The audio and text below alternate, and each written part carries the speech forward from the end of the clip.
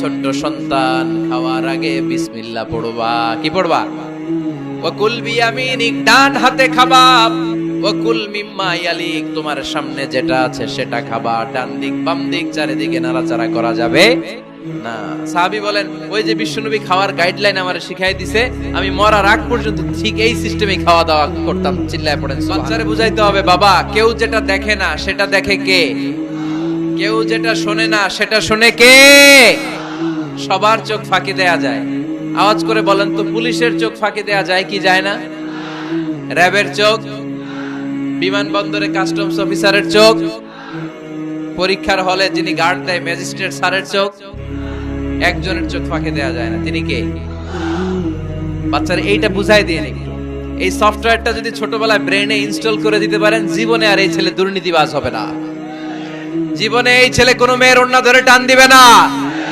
কোনোদিন এই ছেলে কোনো মেয়ের গায়ে অ্যাসিড ছুঁড়ে মারবে না। এরা কোনোদিন ক্যাসিনোর ব্যবসার সাথে নিজেকে জড়াবে না। এরা কোনোদিন গুজবে কান দিবে না। এরা কোনোদিন নারীকে ধর্ষিতা হবে না। কোনোদিন কোনো নারীর ইজ্জত নিয়ে ছিনিমিনি খেলবে না। এগুলোই হবে পাক্কা ইমানদার আর দেশপ্রেমিক, যার হাতে নিরাপদ আমার দেশের লাল সবুজের পতাকা। ছোটবেলায় শিখান, ছোট্টবেলা থেকে আল্লাহর ভয় হৃদয়ে ঢুকায় দেন। এই আল্লাহর ভয়টা যদি তার হৃদয়ে থাকে, এই ছেলে কোনোদিন কোনো খারাপ কাজ করতে পারে। কোনো ছবি তোলা হবে না। ছবি নামাও, মোবাইল নামাও। এই ছবি তোলাটা শেষ করলো বাংলাদেশটা। খালি ছবি আর ছবি, কোথাও যেতে পারি না। খাইতে বসলে ছবি, কারোর সাথে কথা বলতে গেলে ছবি, এয়ারপোর্টে গেলে ছবি, হেলিকপ্টারে ঢুকলে ছবি, পাইলটকে হুজুরের দিকে তাকান একটা সেলফি। কি ভয়ঙ্কর অবস্থা দেখছেন? পাইলট বলতেছে হুজুর একটু এদিকে তাকান। কই যাবে? এটাকে মাত্রাতিরিক্ত করবেন না। Access of anything is not good. কোন জিনিসের অতিরঞ্জিত করা ভালো না। প্রয়োজনে দুই একটা ছবি তুললে, অপ্রয়োজনে কোনো ছবি আমরা তুলতে চাই। এটা যেন হালাল হারাম বাচ্চাদেরকে শিখাবেন। ছোট্টবেলা থেকে এই লেসনটা দিয়ে দেন, বাবা এটা হালাল, বাবা এটা হারাম, আম্মু এটা হালাল, আম্মু এটা হারাম। পারবেন? পারবেন? বাবা যারা আসছেন পারবেন আপনারা? ছোটবেলায় শিখাইতে হয়। বিষ্ণুনবী শিখাইলেন এটা হারাম, তুমি এটা খেতে পারবে না। ছোট্টবেলায় শিখাইয়া দেন, জীবনেও বলবে না। কারণ বাচ্চারা যখন ছোট তখন ওরা কাদামাটির মতো। কিসের মতো? কাদামাটি দিয়ে ডিজাইন করা যায়, যেমন আকৃতি দেয়া দরকার তেমন দেয়া যায়। দেখবেন কামার, কামার না কুমার, কুমার যখন কাদামাটি দিয়ে, একই মাটি দিয়ে পুতুল বানায়, একই মাটি দিয়ে জগ বানায়, একই কাদামাটি দিয়ে ডিজাইন করে পাতিল বানায়। কিন্তু এটা যখন আগুনে পোড়া দিয়ে শক্ত করে ফেলে, এরপরে আর এটা বাঁকা করা যায়, অন্য ডিজাইন দেয়া যায়, দিতে গেলে কি হয়? ভেঙে যায়। এজন্য কাঁচা না নোয়ালে বাস, পাকলে করে আগে আগে। ওরা এখন নরম, কোমলমতি বলে ওদেরকে। শিশুদেরকে কি বলে? কোমলমতি শিশু। ওদেরকে এখনই যেটা শিখাবেন ওরা ওইটাই শিখবে। বাচ্চাকে শিখাবেন দ্য সেন্স অফ অ্যাকাউন্টেবিলিটি। জবাবদিহিতার সর্দারিনী ওই মেয়েকে বিশ্বনবী কিভাবে দ্য সেন্স অফ অ্যাকাউন্টেবিলিটি, জবাবদিহিতার ভয় শিক্ষা দিচ্ছেন। ফাতেমা, নিজের আমল দিয়ে, নিজের কাজ দিয়ে নিজের জবাব রেডি করে যেও। আমি নবীর মেয়ে হিসেবে আল্লাহ তোমারে কিচ্ছু করবে না। এরকম জবাবদিহিতার ভয় বাচ্চাদের হৃদয়ে ঢুকায় দেওয়ার দরকার আছে না নাই? ঠিক কিনা? নিজে ভালো না, ছেলে মেয়ে ভালো চায়, এরকম আছে না নাই? জীবনও হবে না। আপনি সারাদিন টানেন সিগারেট, সারাদিন কি টানেন, আর ছেলেরে বুঝাইতেছেন ধূমপান স্বাস্থ্যের জন্য ক্ষতিকর। ছেলেরে কি ওয়াজ করতেছেন? ধূমপান স্বাস্থ্যের জন্য ক্ষতিকর। নিজে টানেন কি? সিগারেট। কাজ হবে? আপনি মা, আপনি সারাদিন দেখেন হিন্দি সিরিয়াল, আর আপনি চান আপনার মেয়েটা ওন্না পরে ঘুরুক, বোরকা পরে বেরোক।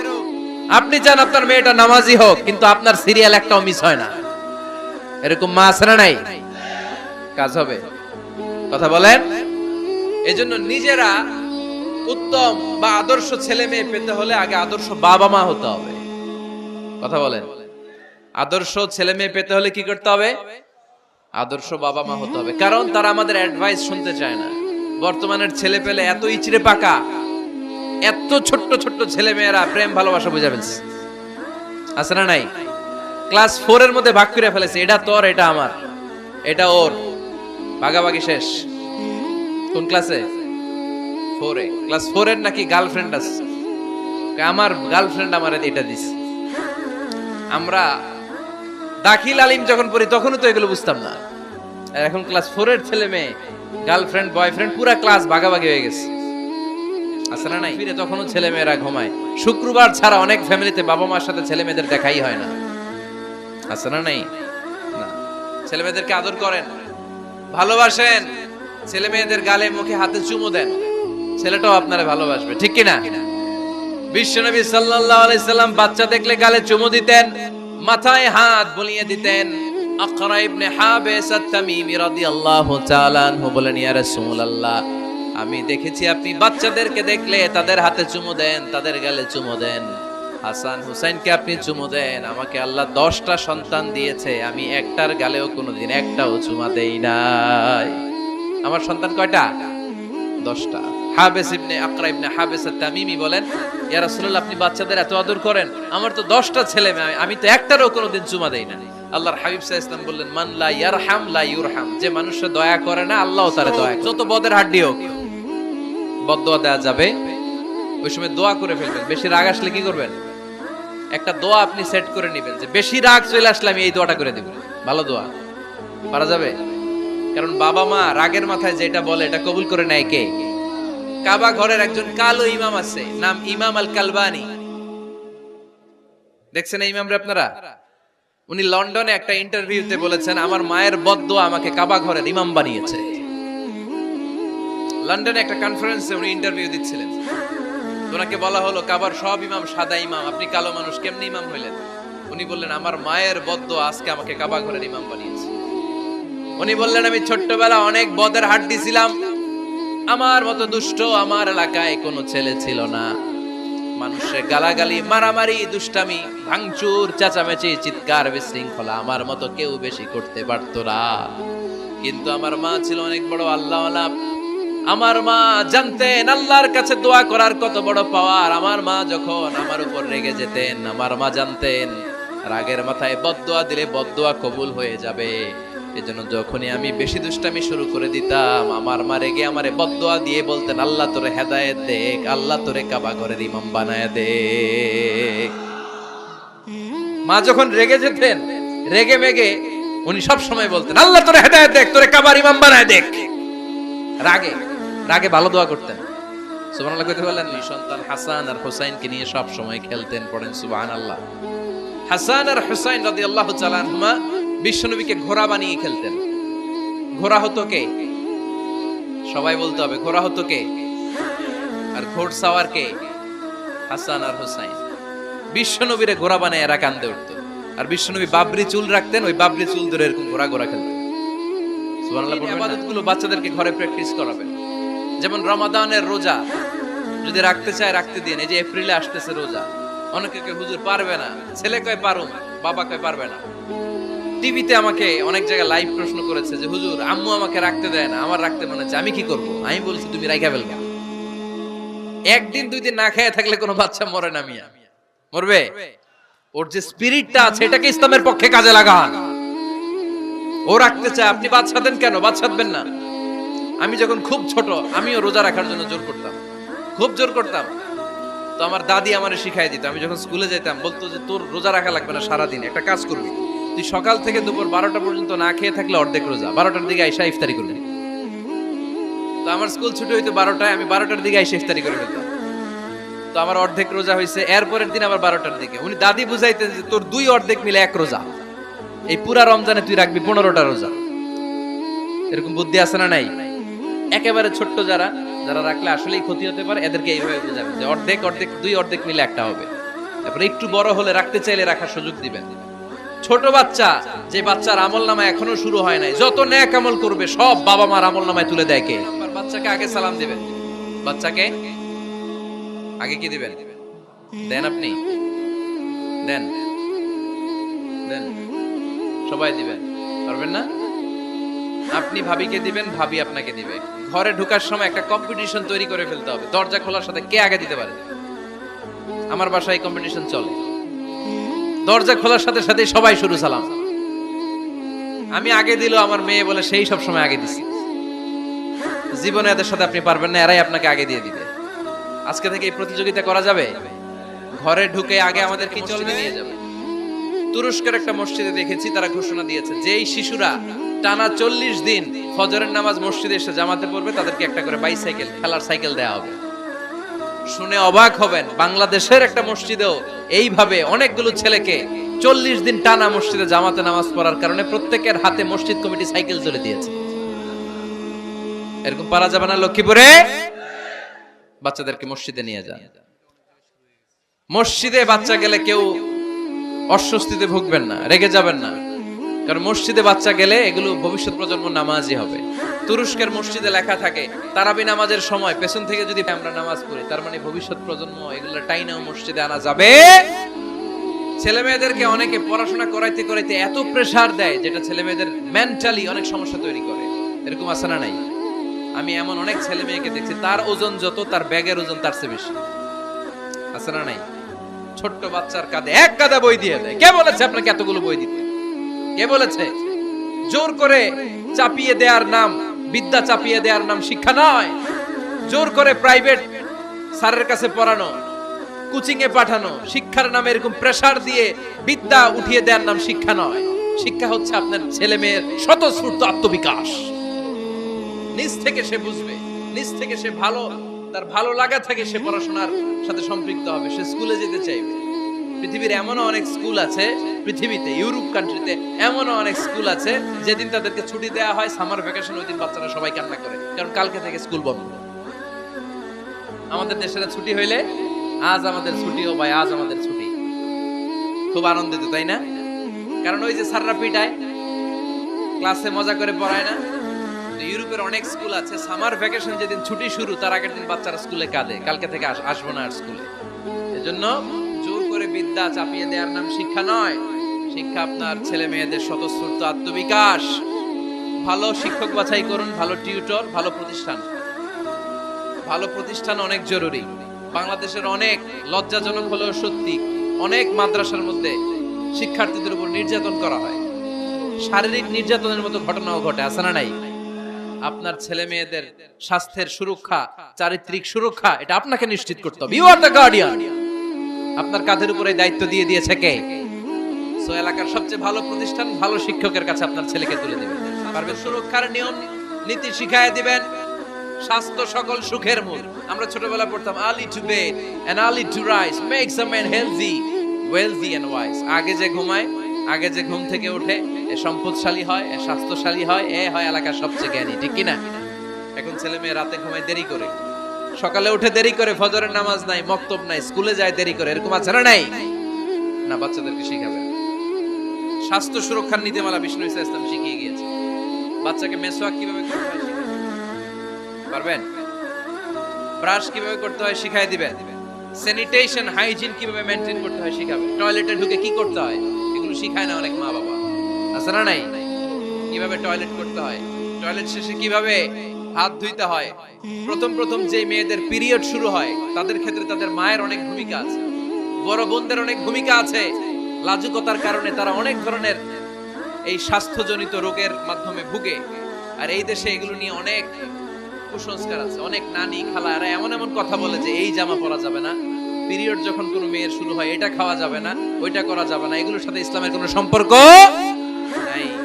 আপনি মা, আপনি আপনার মেয়েকে এগুলো শিখান যে মা এটা আমার হয়েছে, তোমার নানুর হয়েছে, এটা তোমারও হবে। ইটস ভেরি ন্যাচারাল, খুবই ন্যাচারাল একটা বিষয়। তোমাকে সাহস হারালে চলবে না। এটা খুব সিম্পল একটা ম্যাটার, এটা হয়, এটা হবে। এভাবে বড় বোনেরা, মায়েরা মেয়েদেরকে স্বাস্থ্য সুরক্ষার ব্যাপারে গাইডলাইন দেবে।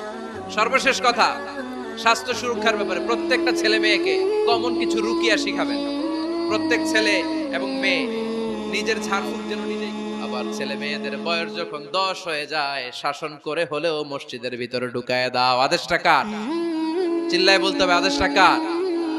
আউয়ালু মা ইউহাসাবু বিহিল আবদু ইয়াউমাল কিয়ামাতি আস-সালাহ। কিয়ামতের দিন সর্বপ্রথম আল্লাহ যে হিসাবটা চাইবে সেটা সালাতের হিসাব। যার নামাজ নাই তার ঈমান নাই। আওয়াজ করে বলেন, যার নামাজ নাই তার কি নাই? ঈমান। ছেলে মেয়েদেরকে শিখান। অনেকে 4 ওয়াক্ত নামাজ পড়ায়, ছেলে মেয়েদেরকে ফজরের সময় ডাকেন, আছে না নাই?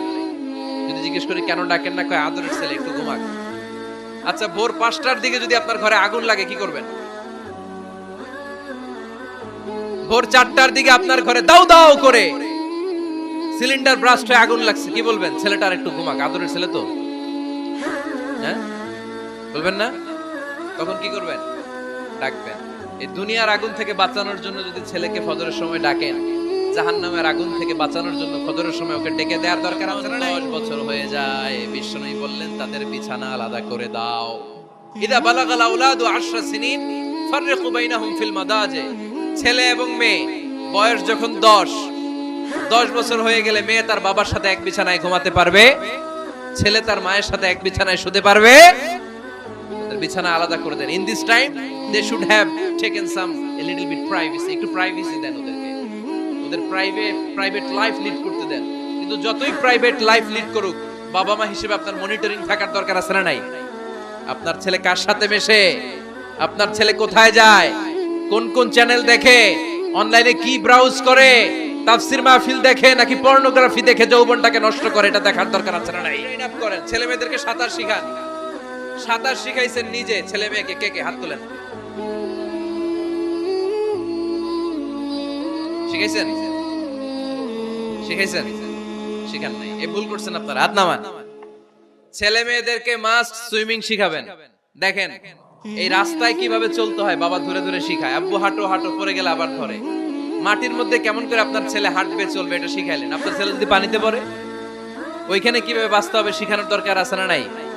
সন্তানকে কখনো ননির পুতুল করে গড়ে তুলবেন না, কষ্ট সহিষ্ণু করে গড়ে তোলেন। উপকূল পরিবেশে, কষ্টকর পরিবেশে কেমন করে বেঁচে থাকতে হয় এগুলো শিখায় দেয়। ওর জীবনটারে কল্যাণময় করে দিবে কে? খেয়াল রাখবেন। সব ছেলে মেয়েদেরকে সুইমিং শিখাবেন, কুকিং শিখাবেন, রান্না শিখলে কাজে লাগে না? ওরে হোস্টেলে দিলে নিজে রান্না করে খেতে পারবে, বাইরে স্কলারশিপ পেয়ে পড়তে গেলে নিজে রান্না রিজেন করতে পারবে। ড্রাইভিং শিখায় দিবেন। আল্লাহর হাবিব সাল্লাল্লাহু আলাইহি ওয়াসাল্লাম বলেছেন, আল্লিমু আওলাদাকুম আস-সিবাহা ওয়ার রিমায়া ওয়া রুকুবাল খাইল। তোমরা তোমাদের সন্তানদেরকে সিবাহা মানে সাঁতার শিখাও। এটা আমি বানায়ে বলিনি। কোন বর্ণনায় এসেছে সাইয়েদনা ওমর ফারুক বলতেন, কোন বর্ণনায় এসেছে আল্লাহর হাবিব বলতেন, ছেলে মেয়েদেরকে সাঁতার শেখাও যেন পানিতে ডুবে মারা না যায়। ওয়ার রিমায়া মানে কিভাবে তীর মারতে হয় শিখাও। ওই সময় ছিল তীর মারা, এখন হচ্ছে মার্শাল আর্ট, এখন কুংফু, এখন কারাটে। কেমন করে আত্মরক্ষা করবে প্রত্যেক ছেলে মেয়েদের জানার দরকার আছে না নাই? ওয়া রুকুবাল খাইল, কেমন করে ঘোড়ায় চড়তে হয় শিখাও। তখন ছিল ঘোড়ায় চড়া, এখন হচ্ছে গাড়িতে চড়া। পাবলিক বাসে কেমনে চলতে হয়, পাবলিকলি কিভাবে মিশতে হয় জানার দরকার আছে না নাই? ছেলে মেয়েটারে মাঝে মাঝে বাজারে পাঠান, ওরে কিছু কিনে আনতে দেন। ও যদি লস করেও আসে তারপরেও দেন, ওর শিখার দরকার আছে না নাই? ল্যাঙ্গুয়েজ শিখান। ছেলে মেয়েদেরকে একাধিক ল্যাঙ্গুয়েজ শিখাবেন। প্রথমে শিখাবেন শুদ্ধ মাতৃভাষা, ঘরে শুদ্ধ ভাষায় কথা বলার চেষ্টা করুন। শুদ্ধ বাংলা ভাষা প্রথম, দ্বিতীয় হচ্ছে কোরআনের ভাষা আরবিক, নাম্বার 3 হচ্ছে ইন্টারন্যাশনাল ল্যাঙ্গুয়েজ ইংলিশ। আমার বাংলাদেশের প্রত্যেকটা ছেলের 3টা ল্যাঙ্গুয়েজ জানার দরকার আছে না নাই? জানার দরকার আছে না নাই? আমরা পৃথিবীর যেখানে যাই ওখানে কথা বলতে পারি। আমরা ইংরেজদের সাথে ইংরেজিতে কথা বলি, আরবদের সাথে আরবিতে কথা বলি, আর আমাদের দেশে বাংলায় কথা বলি। সময় মতো বিয়ে দিয়ে দেন। বাবা এবং মা, ছেলে মেয়ে যদি বড় হয়, ম্যাচিউরড হয়, বিয়ে দিয়ে দিবেন। কি করবেন? হ্যাঁ, এই খুশি হয়ে গেছে, ছেলে পেলে খুশি। ওয়া আনকিহুল আয়ামা মিনকুম ওয়াস-সালিহিনা মিন ইবাদিকুম ওয়া ইমাইকুম। যারা অবিবাহিত, বিশ্বনবী বলেন এদেরকে বিয়ের পিঁড়িতে বসায় দাও। ইয়া মাশারাশ শাবাব, এ যুবকেরা, মান ইসতাতা মিনকুমুল বাত, যাদের সামর্থ্য আছে ফালিয়াতাজাওয়াজ, যারা বিয়ে করো। কি করো? বিয়ে করো। এই দেখেন ছেলে পেলে কত খুশি, এরা বিয়ে করতে চায় কিন্তু বাবা মা বিয়ে করাচ্ছে না। ছেলের বাবা মেয়ের বাবা, ওরা যদি ম্যাচিউরড হয় ওদেরকে বিয়ে করায় দেয়। চেয়ারম্যান সাহেবরা কই, এমপি সাহেব আস, এদেরকে একটু দেখে নেই। আচ্ছা, সব শেষ কথা, তাকসিমুল মিরাস বিল আদল। ছেলে মেয়েদের মাঝখানে ন্যায় সঙ্গতভাবে মিরাসের বন্টন করতে হবে। ছেলে পাবে যদ্দুর, মেয়ে পাবে অর্ধেক। আচ্ছা এবার আওয়াজ করে উত্তর দেন তো, ছেলেকে যদি দেন 2 লাখ, মেয়ে পাবে কয় লাখ? ছেলেকে যদি দেন 4টা গাড়ি, মেয়ে পাবে কয়টা গাড়ি? 8 টাকা। ছেলে পাবে যতটুকু, মেয়ে পাবে তার অর্ধেক। আপনাদের লক্ষ্মীপুরের কি অবস্থা? এভাবে বন্টন হয় তো? বন্টন হয়? অনেক বাবা আছে, মেয়েরে বলে, মা তোর ভাইরে সব দিয়া দিলাম, তোর লেগে দোয়া করে দিলাম। কত বড় ডাকাই! অনেক মা আছে ছেলের পাতে মুরগির রান দেয়, মেয়ের পাতে মুরগির ঠ্যাং দেয়, আছে না নাই? ওই মা বাবাদের শেষ জীবনটা দেখবেন ছেলের বাড়িতে কাটে না, মেয়ের জামাইয়ের বাড়িতে কাটে। এরকম হয় না? প্রকৃতির খেলা বড় খেলা। এজন্য ইনসাফের সাথে পরামর্শ দিবে, কি কি আদেশ দিবে, কি কি নাসিহাত দিবে। সূরা লোকমানের 12 নম্বর আয়াত থেকে 19 নম্বর আয়াত। কত নম্বর আয়াত থেকে? 12 থেকে 19। এই আয়াতগুলোর মধ্যে একজন বাবা, একজন গার্ডিয়ান তার ছেলেকে কি কি উপদেশ দিবে, এই সবগুলো উপদেশ কোরআনের মধ্যে তুলে ধরেছে কে?